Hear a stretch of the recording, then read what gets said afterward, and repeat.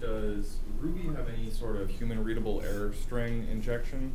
In PHP unit, you can pass in if an assertion fails, like on such and such a page, I was looking for this element and I didn't find it. It absolutely does. And okay. The cool thing is that with the element class, that's a really good place to write, to add some error catching code blocks. So we can just add kind of the basic rescue like around the part where we're sending the request to Selenium. And then based on what Selenium sends back, we can decide what assertion failure message we want to display. So we actually have it down to, for example, assertion failure messages that say like element sign-in button not found on home page, something like that. So that really helps with analyzing failures and getting to the bottom of those.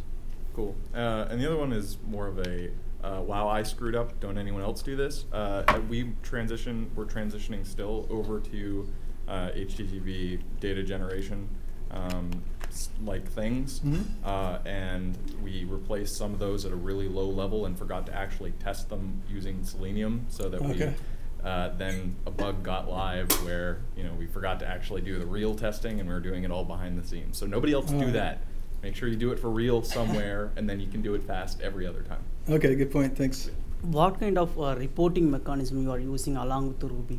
Ruby with the Selenium, how do you report your unit test results or functional test results? That's a good question. So kind of out of the box with test unit, you get some basic reporting like HTML reporting and stuff like that. That wasn't really enough for us because we need to be able to parse it easily and slurp it into various systems and archive it and massage it and stuff like that. So we found actually some third-party library that was developed like years ago and isn't like maintained or anything anymore, but even I found that one. It basically, it's called just like Reporter or something. But anyway, it takes test unit results, it listens to the test unit progress, and it writes them out as JUnit style XML results. So we're then able to like slurp them up into Hudson and stuff like that. Okay, thanks. Can you go back to that contextual locator slide? Sure thing. So, yeah, so the trick that I saw is that it's like fourth from the bottom, selenium.getText for a really long page. Every single one of those is a request response to the page. Right. And so a trick that I found is actually if you don't do that loop, if you actually do one Selenium like get page source and then use an HTML parsing library. I think like Ruby there's Noko Giri. I've never used that. On Python I've used Beautiful Soup. And then now doing it on the client side, in this case the Ruby side, it goes ridiculously fast and you don't have any request response for each element. Cool. So trivial examples, yes, this makes sense, but for big pages, maybe at the 18 elements, if you're iterating over every single one and doing this as a prerequisite to other stuff, it might be faster just pull the source and then do assertions on that. Yeah. My question is, how do you define a page? Is it based on URL or is it based on something else? Sometimes the line gets a little bit blurred, and that's one area we probably need to improve on in terms of kind of standards and best practices. So for example, there are some things like purchasing a job credit. It actually covers about 3 screens, but they're very similar screens, and they're basically continuations of one long form. So sometimes we'll put those in a single page class and just give it a name like purchase job flow. So just to kind of indicate that it's not really a single page. Another thing that's kind of related to that I want to kind of point on is that in our current setup we don't really have a way to deal with like modules of pages that appear on multiple pages. So things like partials, more or less. So instead we also define those as its own separate page class. And then we just instantiate it wherever we need to reference any of those elements. Maybe can you subclass it with your query page? That's an excellent idea, and it's definitely a potential solution. However, that does like get into then we have some kind of potential name spacing issues, where if the parent page has some of the same elements, and then it's something we could probably work out and figure out, and hopefully we will. So. Thanks. Yep. I had a question about some of the custom attributes that you're talking about. How exactly are you handling priority-based test cases? Is it tagging or? Essentially, we've extended Ruby's test unit test case class to include a class level instance variable, which is called properties, and it's actually a hash. And so for any test class, we can set this class level hash called properties, and so we can say like properties priority equals something, properties grouping equals something else. So we can essentially assign any priorities that we decide, or sorry, any attributes that we decide to label our test case with there. And I wish I had an example of it here. I don't think I do. Another question.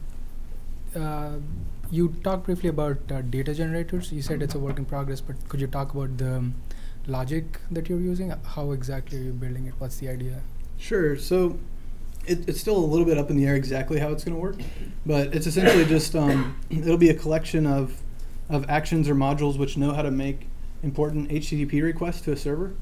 So, for example, if we want to register a user, rather than like firing up a browser and going to the landing page and filling in the forms and submitting it, rather than doing all of that, we'll just send a post request right to the server saying, here's the form, here are the post parameters, and then we will have to do some parsing of the response to make sure it was successful. But so essentially, we're just bypassing the higher layers of a web app and just going straight to the server. There'll still be the server-side processing that we have to wait for, but less of the round trip of all of the resources, the images, and the rendering, and JavaScripty stuff. So one of the interesting things about LinkedIn is the dynamic range of data. I'll give you a simple example. I have 2 contacts. You have 20,000 contacts. Sure.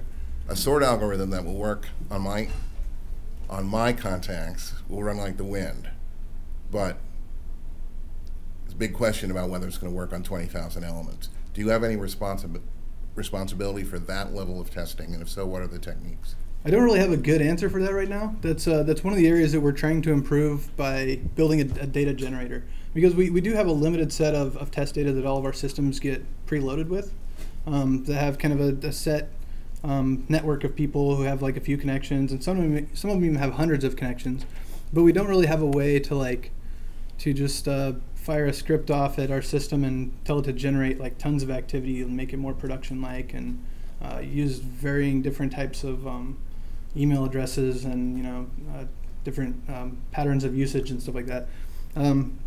So it's definitely an area that we want to help QA test, and I think it's one of the things we'll be focusing on as we build out this data generator.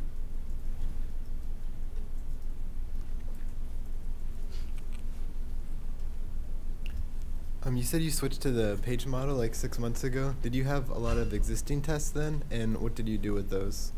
Yeah, so I think at the time that we implemented the new page model, we had somewhere around 400 existing tests. And as part of the sort of proof of concept of the page model, we converted a subset of them, I think it was about 40 of them, which consisted of what we call our sanity suite. We converted each of those over to the page model, which took around a week or so. And we showed that the tests run well and they're easier to understand, and just kind of validated the conversion process and everything.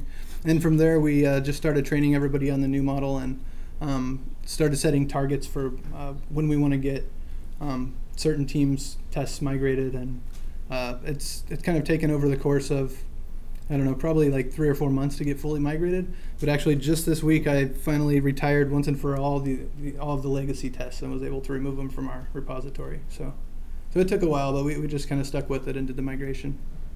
So instead of using like data classes, if you use data hashes, wouldn't it be faster and more flexible if you have your data outside and then you load your hash during runtime and then run it? Probably so.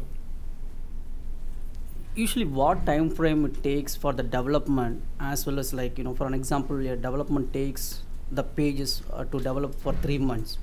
How much time you usually take using the page element? Is it like a week or month, or what is the ratio? How fast do you come up with? That's a pretty good question. I would say it probably takes people generally within weeks to automate at least like the high priority test cases of a brand new feature. I mean, there is some kind of overhead, so to speak, because we have to wait till the web dev gets solidified, which sometimes is like the last thing to happen in the development phase, which is kind of crappy. But as soon as web dev is kind of locked down and we're getting to code complete, we can generally have some good test cases cranked out within like days. Okay. Did you had ever a chance like your QA manager or someone is asking for showing your Selenium test cases or something before even the page is developed? How do you handle that? We haven't had to do that yet, and that's something that we're thinking a little bit about, whether we can get more of a head start on developing these things before the actual pages exist. I don't really have an answer for how exactly that's going to work out, but I mean, I hope that we can, develop contracts essentially with web dev that implement certain kind of standard practices and naming conventions for elements and things like that, which hopefully will help foster that kind of early approach to this. Okay, thank you. Mm-hmm. Okay, going once. All right, well, thank you, Wade, Catron. That was fantastic.